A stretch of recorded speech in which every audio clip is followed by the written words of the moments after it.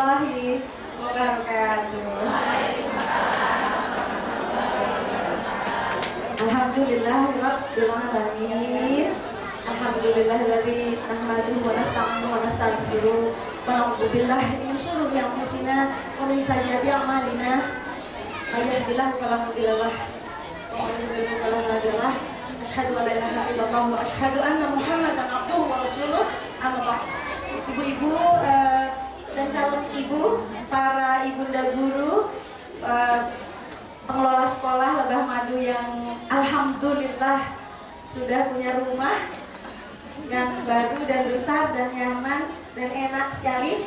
Kemudian para ayah, kita berikan aplaus dulu untuk para ayah yang hadir di acara ini, ya, baik yang duduk atau ayah yang jalan-jalan atau ayah yang bertugas, ya, untuk alasan apapun, tapi welcome to the heaven, ya, selamat datang di surga pemikiran untuk kita menjemput hari depan yang lebih baik bagi anak-anak kita, yang didukung oleh kedua tokoh utama di dalam rumah, yaitu ibu yang tidak bisa berbuat optimal jika ayah tidak mau membantu.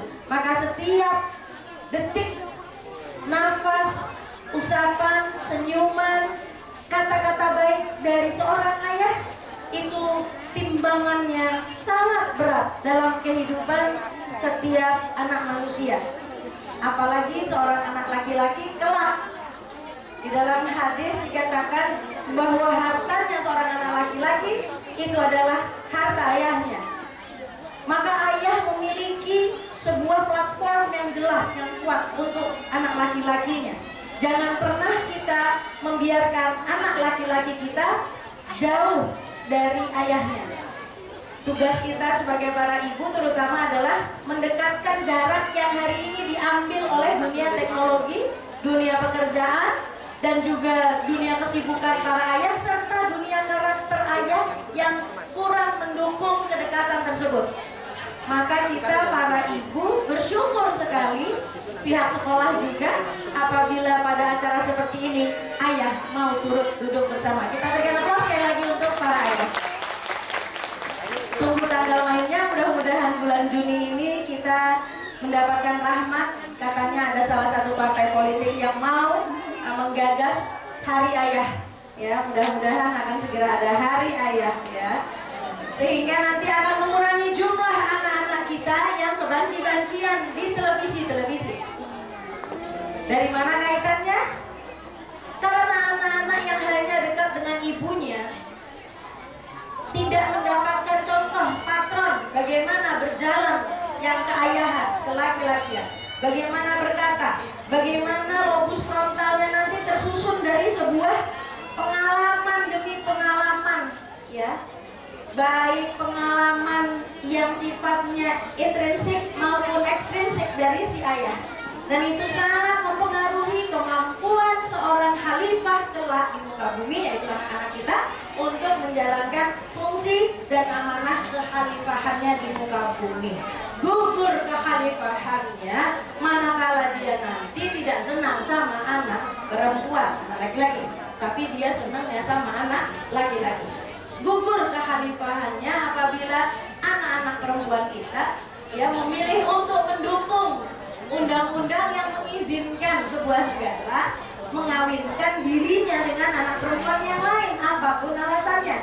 Maka moralitas sebuah negara akan ambruk habis-habisan manakala kita, ya, dari awal tidak menempatkan ayah pada posisinya, sehingga ayah tidak menjadi figur polisi, ya, atau menjadi figur hakim, ya, tetapi ayah menjadi sahabat. Ayah adalah seorang laki-laki yang wajahnya paling dirindukan untuk sampai di rumah, ya. Ayah juga tangannya paling dirindukan karena selalu penuh dengan usapan, tinju kecil dan belayan sejak dini.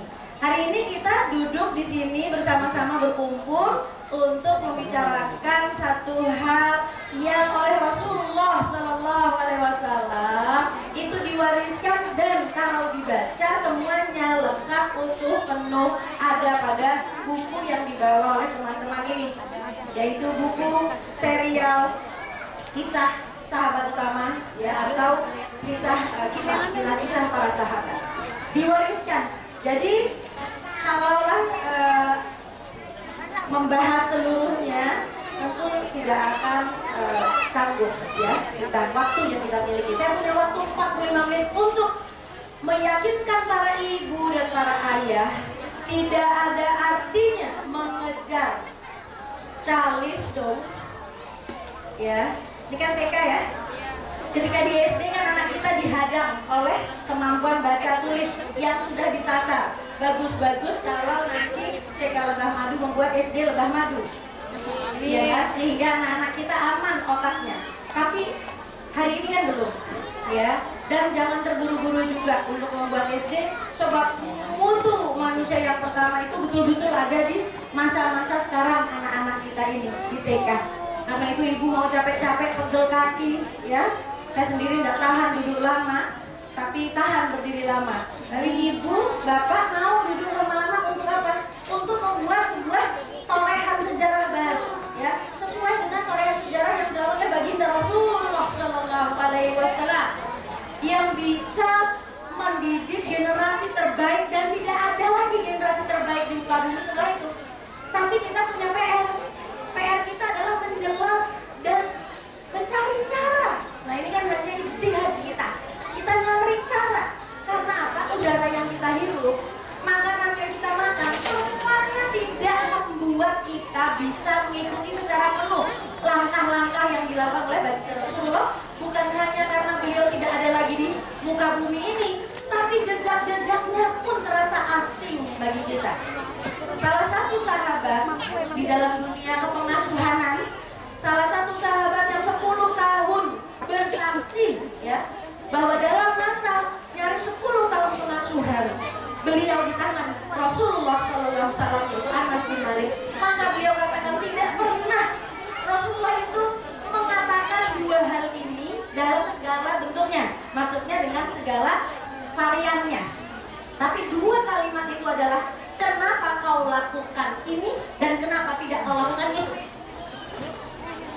Coba ibunda, ayahanda ambil kalimat ini lalu memasukkannya ke dalam dada kita.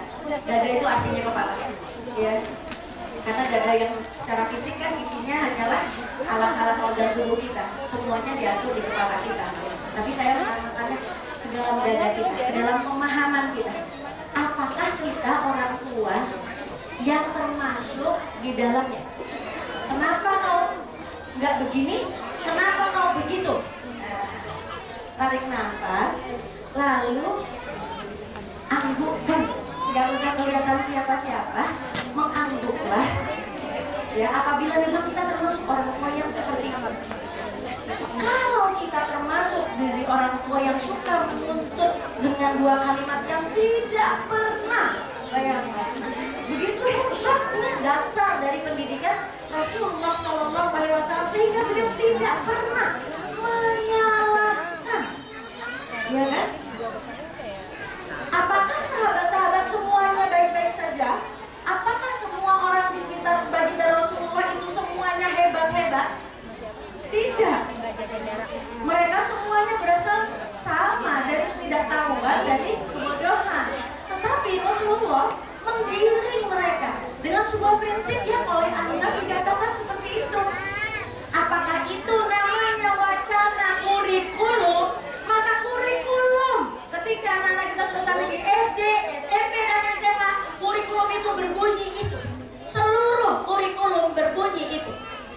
Kenapa kau tidak berangka 8? Kenapa kau tidak memiliki 6 sekian? Iya kan?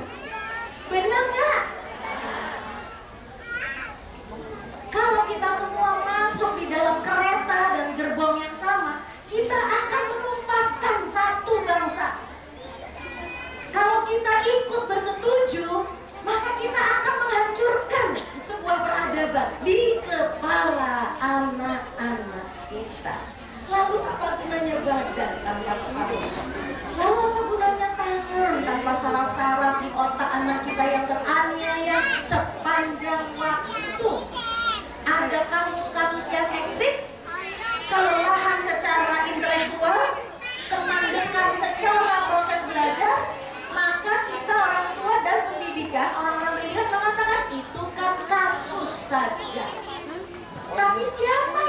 pernah melakukan penelitian betapa hebatnya kerusakan di otak anak-anak kita ketika mereka mulai menginjak kaki di SD, SMP, SMA.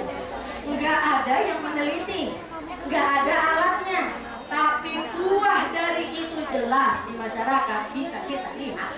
Kalau tidak, angka narkoba tidak akan setinggi ini di negeri ini. Kalau tidak, anak-anak geng motor tidak akan merajalela seperti ini. Kalau tidak, angka pengguguran kandungan tidak sehebat hari ini. Dan kalau tidak mungkin anak-anak kita pergi dan mereka tercandu oleh cairan di otaknya sendiri, zat kimia di otaknya sendiri yang namanya dopamin itu, yang sekarang sudah sangat mulai terkenal itu. Semua ibu dan bapak sekarang sudah bisa menyebutkan dopamin, zat kimia kecanduan anak-anak kita pada teknologi informasi, dan ujung-ujungnya pada pornografi. Mau jadi apa apabila kecerdasan yang hebat dari anak kita sudah diluluh lantakkan oleh syahwatnya yang bengkak habis-habisan, syahwat yang bengkak, yang meledak dan bocor kemana-mana. Kalau mau lihat bocornya, pergi ke warnet-warnet. Kalau mau lihat sisa-sisanya, andaikan lantai-lantai dan kursi-kursi di warnet bisa bicara, andaikan itu semua kita ketahui, maka penuh dengan sperma anak-anak kita, ya, yang tidak memiliki saluran. Kemana gerangan dunia pendidikan? Karena dunia pendidikan melakukan apa yang tidak dilakukan oleh baginda Rasulullah Sallallahu Alaihi Wasallam. Mengapa kau lakukan itu? Dan mengapa tidak kau lakukan itu? Sebuah pertanyaan yang barangkali kita dengarkan di dalam pertemuan kita hari ini adalah, apakah kita semuanya mau berubah? Saya yakin tidaklah akan mengundang saya TK Lebah Madu ini, tidaklah akan menjembatani saya, teman-teman dari sahabat, kisah para sahabat, ya, buku yang luar biasa bagusnya. Saya bersyukur saya mendapatkan sahabat-sahabat saya yang membuat Mas siapa? Eka Wardana yang tidak pernah berhenti untuk menghasilkan karya-karya besarnya. Saya bersyukur sekali karena sekarang orang tua sudah berubah paradigmanya, tidak ragu-ragu untuk membeli hanya 2 juta, 3 juta atau bahkan 8 juta untuk mengisi, ya, potensi terbaik, yaitu potensi membaca anak-anaknya. Saya bersyukur masyarakat sudah berubah. Kalau dulu lebih senang beli kulkas yang bagus, sekarang kulkasnya yang sedang-sedang saja, gak apa-apa, asalkan rumahnya penuh dengan buku. Karpet gak ada, gak masalah. Bahkan sampai-sampai ibu tidak punya cincin beneran. Oke, saya ini cincinnya 50.000 sama berapa ya? 38.000 kali ya. Tapi ya cakep aja, bagus-bagus aja, ya. Cincin 50.000 sama 50 juta sama aja. Ya, lebih baik memenuhi, ya, hidup anak kita dan memberikan sarana-sarana apa yang akan dia bawa dan berguna untuk dia, daripada kita, ya, memenuhi hidup anak kita dengan isian-isian materi yang nggak ada habisnya. Wes, pokoknya kalau isian materi itu nggak ada habisnya. Kita harus bergerak, berubah dari mana ke mana, Bu? Dari orang yang materialistik menjadi orang yang surgawi, orang yang mendambakan surga serta menunjukkan langkahnya menuju surga. Janganlah kita berdoa, Rabbana atina fid dunya hasanah wa fil akhirati hasanah wa qina adzabannar. Anaknya mulai lunas atau kemana? Iya. Anaknya jelek nilainya, kok gelisah? Kan nilai bukan ukuran. Kalau saya dikasih amanat, saya rapot, nilainya 3, apa yang saya katakan? Saya bilang alhamdulillah masih ada 3. Iya. Saya ibu yang gak pernah resah, bahkan anak saya nggak naik kelas, nggak mau, saya terganggu dengan cita-cita saya yang utama, yaitu membimbing mereka untuk mengenali potensi terbaiknya yang disebut multiple intelligence, kecerdasan jamaknya yang lebih menjanjikan kepada saya untuk hidupnya kelak. Ngapain orang tua? Coba kalau kita jujur, yang kita pikirin itu nanti gimana? Karena kita ini menungso, kita ini orang, kita ini manusia, kita kan ngalamin hidup kita waktu lahir kita nggak tahu, nggak ingat. Sampai umur 5 tahun, mungkin ada yang ingat, ada yang enggak. Sampai umur di SD, SMP, SMA atau SMK, lalu kuliah universitas, ujung-ujungnya kita semua dihadapkan pada sebuah dunia namanya lu bisa cari duit kagak. Betul? Lalu kalau anak laki-laki kita atau kita dulu sebagai anak laki-laki mau kawin, itu otak kita bukannya kalau aku mau kawin aku harus perbaiki sholatku supaya aku paham betul bahwa Al-Fatihah ini adalah dialog yang hebat dengan Allah, sebab nanti waktu aku akan bertanya tentang ini. Enggak. Anak laki-laki kalau udah gede, itu mikirnya ntar gimana hidupin anak orang. Karena pertanyaannya para mertua seputar itu aja. Ditanya pura-puranya nanya, gimana ini? Lama-lama mertuanya juga nanya, udah kerja belum? Iya kan? Setuju.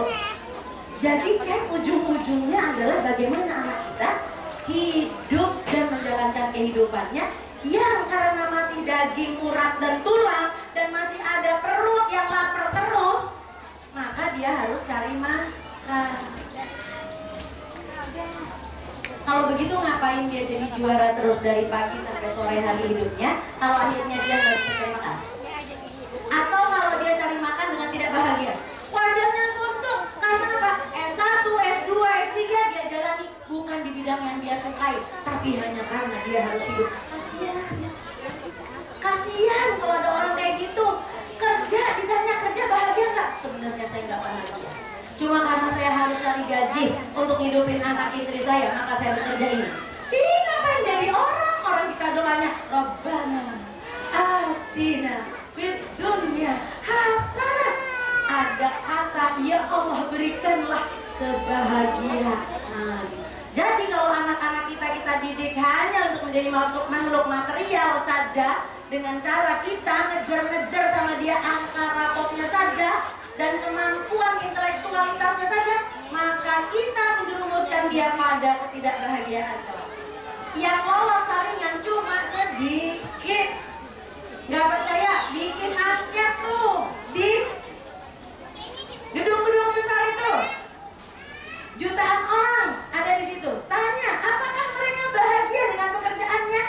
Bahagia itu artinya begitu dia bersentuhan dengan pekerjaannya, maka dia akan alhamdulillah, aku bertemu dengan kertas ini lagi. Aku mengerjakannya dengan seluruh hatiku dan seluruh semangatku. Masya Allah, inilah kita. Atau dia mengerjakannya, aku kerja ini. Dan yang dia inginkan adalah, oh cepat aku segera pulang. Nah, itu gak bahagia namanya. Jadi gimana dong? Gimana dong kita sebagai orang tua dari anak kita yang masih TK-TK ini? Nah, kita tanamkan kepada anak kita rasa cinta. Jangan bisa. Ini bekalnya. Karena multiple intelligence itu subur, bisa 2, bisa 3, bisa 4, bisa 5, bisa 6, bisa 7, bisa 8. Kalau di dalam diri anak kita ada cinta, bukan sekedar bisa. Bisa itu tidak menjadikan dia ahli, tapi cinta itu mendorong dia untuk terus dekat. Coba nih, kalau kita mencintai suami kita nggak akan bosan berada dekat suami kita. Tapi kalau kita udah nggak cinta, rasanya buru-buru cepetan deh buruan.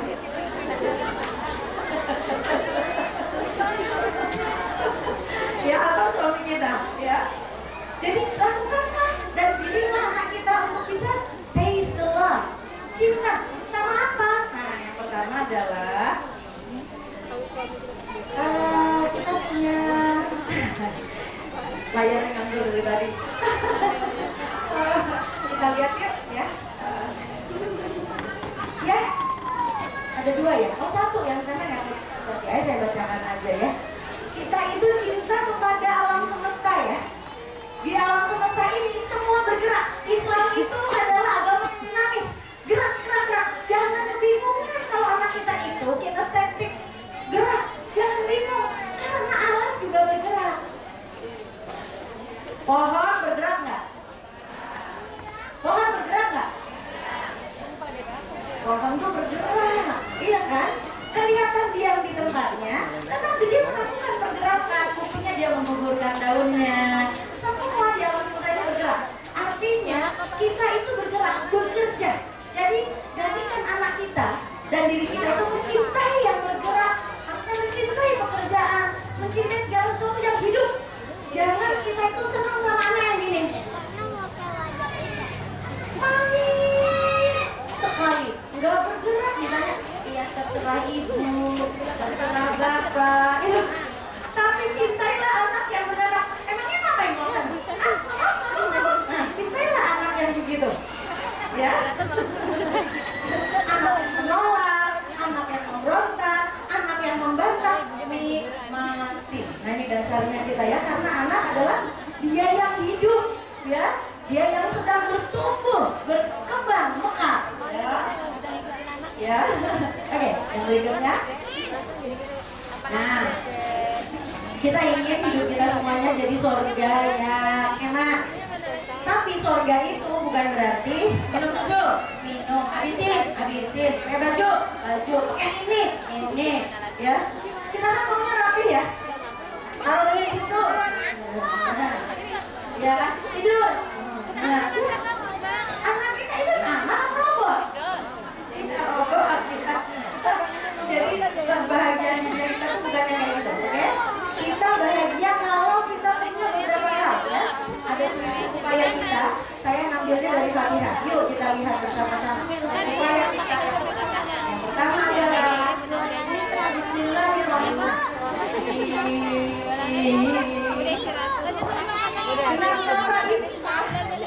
Kalau kita mau membina kita dengan kata Bismillah, inilah kita mengambil. Dan kemarin waktu ada nikah 3 tahun saya terima. Saya terima nikah dan kami menikah itu yang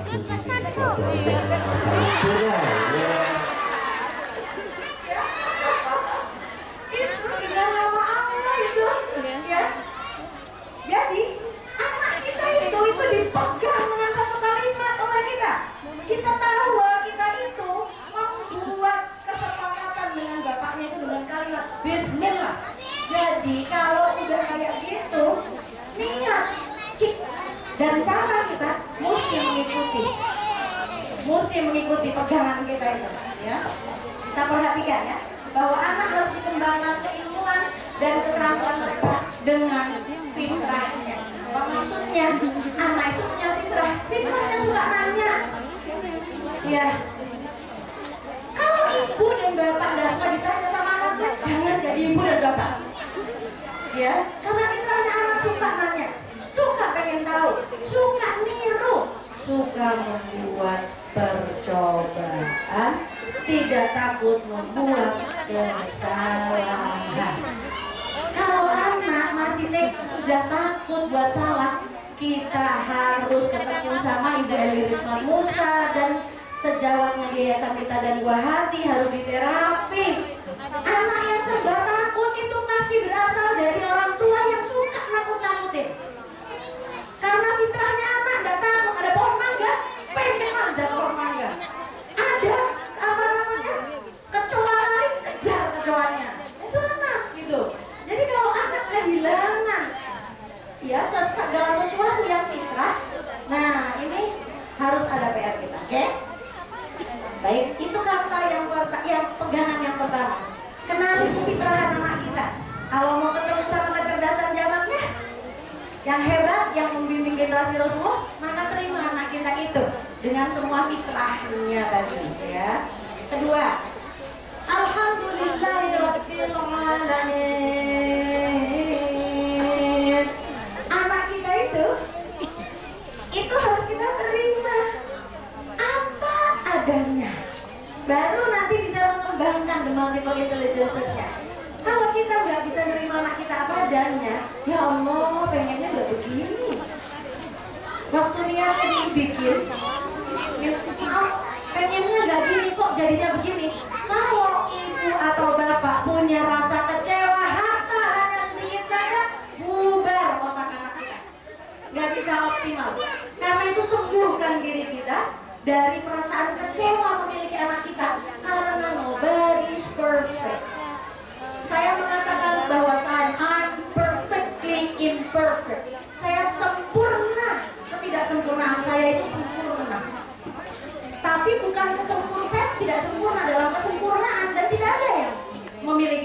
Kita semua perfectly imperfect. Jadi kalau anak kita kurang, bagaimana sikap kita terhadap kekurangan anak kita? Kita data dulu kekurangannya, jangan diuyak-uyak. Anak kita ini jangan dibandingin sama anak yang lain di kelasnya atau di kelas yang lain atau di seluruh penjuru bumi, bahkan sama anak yang nggak kita kenal di TV. Jangan membandingkan anak kita. Ada Dabo, siapa? Anak kecil yang kemarin pintar menyanyi. Terus di sekolah ada perlombaan menyanyi. Lalu kita tahu bahwa suara anak kita itu bagus. Kita udah bilang kamu suaranya bagus loh, bagus gitu. Tapi anak kita nggak mau, terus kita bilang tuh lihat tuh, kayak Dabo tuh, berani. Kita kan suka gitu maksudnya, mau mendorong anak kita supaya berani. Tapi itu bukan cara yang benar. Itu bukan cara yang benar, itu cara instan. Cara instan tidak akan menghasilkan kesejatian. Maka kita terima dulu kekurangan anak kita di data apa, dan kita juga lihat kelebihannya. Bagaimana caranya? Kalau anak kita punya kelebihan, pakai kaca pembesar. Dibesarkan, dibesarkan, dibesarkan. Tapi hati-hati ya, jangan sampai memuji terus sama anak kita. Saya punya kasus nih, umur 21 tahun, dibesarkan terus sama ibu bapaknya. Gak pernah ditunjukkan ya kekurangannya atau diarahkan. Anak ini betul-betul menjadi anak yang tidak tahu berbahasa baik kepada orang yang lebih dewasa, karena didukung oleh kedua orang tua yang selalu mendukung dia dan membenarkan apa saja yang dia lakukan, dan orang itu masih terkenal di pelataran Indonesia raya. Tapi saya tahu ya apa akarnya, sehingga saya mengatakan